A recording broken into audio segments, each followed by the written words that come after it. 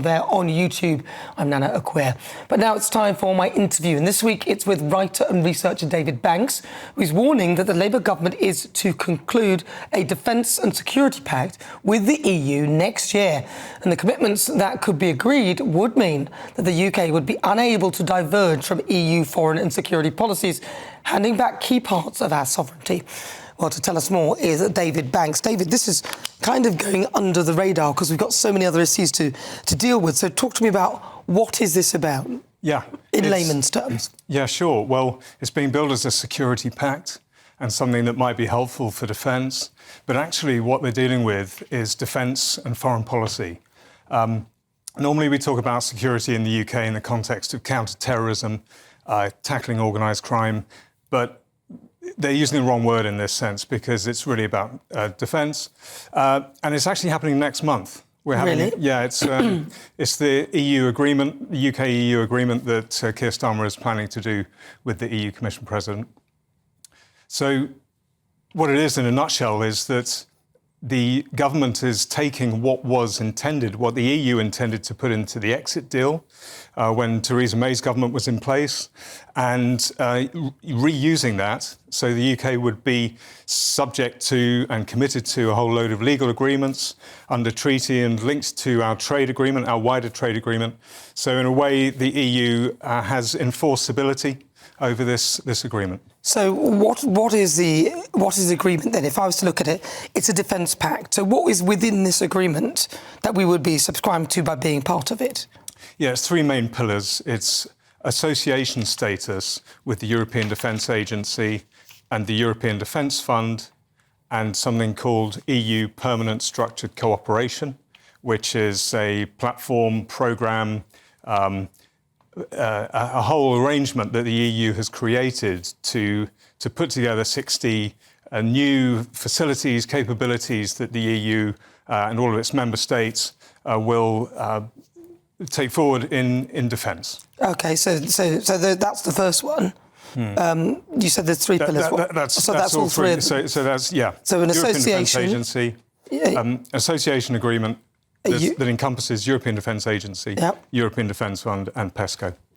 So that would mean, is it sort of like a sort of EU army in a way that we would be subscribing to and be part of then? Is that kind of what it would entail?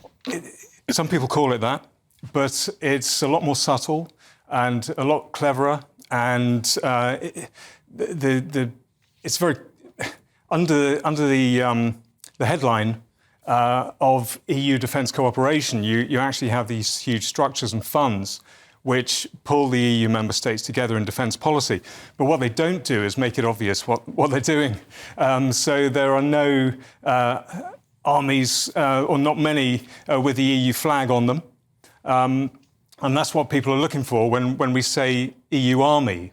People say, well, it doesn't exist. So the whole concept of EU defence doesn't exist, but it does. It's huge. So what will that mean to us in the UK? Some people might see it as a positive thing that we are creating a partnership with regard to defence and all these kind of things. What would it mean to us, and why could it be a bad thing? What it means for us is that unlike the EU member states who are told to act in a certain way, they have to comply with the EU rules and policies and strategies in defence and foreign policy. The UK has to commit to not diverge. So we have to follow what they do? Yeah. And everything that we do has to be within the parameters of what the EU likes and wants. And then on top of that, we're putting ourselves forward into certain financial incentive structures to incentivise the UK to participate more and more under the EU's policies and aims. And then, as well as the carrot, if you like, there's also a stick, which is that this defence pact would be tied in with the TCA, the trade agreement.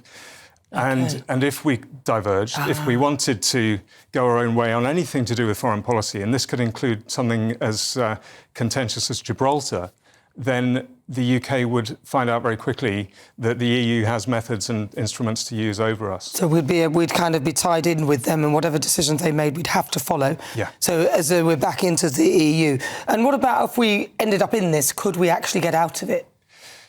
Well, it would be difficult once we're in because it's tied in with the TCA. TCA, which is? The Trade and Cooperation Agreement, which was concluded by Boris Johnson and Lord Frost. And then if the UK decided, look, we've changed our minds, we want out of this, the EU would say, OK, fine, but the TCA is cancelled, you're not going to have this preferential treatment on these goods and these services, and, it would all start to crumble. They would put, some people say, well, fine, let's live without the TCA, but they would just put the thumbscrews on us in various strategic ways. OK. So the basic line is this is a pact that is going through. You said next month what are they doing next month? 19th of May is the big UK-EU summit. OK. And the wording over this, you have to read the tea leaves sometimes as to what they're planning to do.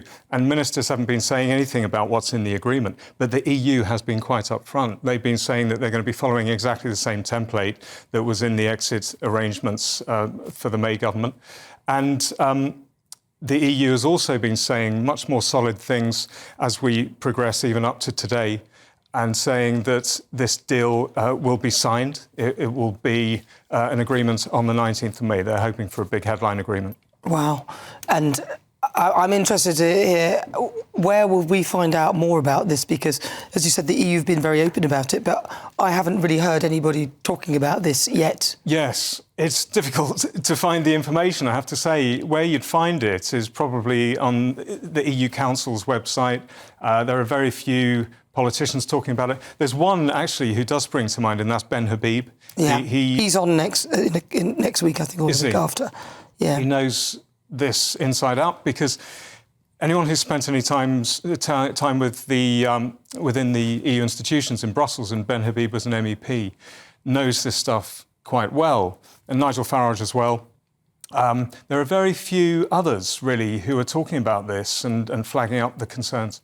OK, well, look, I think this is really important and we need to get onto it, because it's on the 19th of May where they're saying there's something may be signed which could tie us into some sort of association with the EU, which would be a defence and trade agreement, and which would affect how we go on with trade agreements with the United States and things like that. It would. Then people need to know. Now, I know you've written a book. What's it called? Well, it's still in progress. You're writing it still? Yeah, it's called How We Lost Defence. Wow.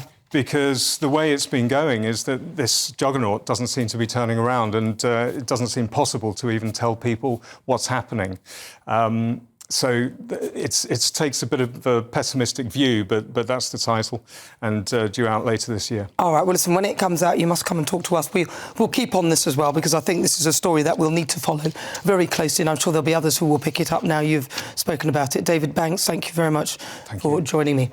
Well, stay with me, 45 minutes after 5 o'clock. If some of you are now in search of some sunshine, then here are the forecasts of some of the top European holidays.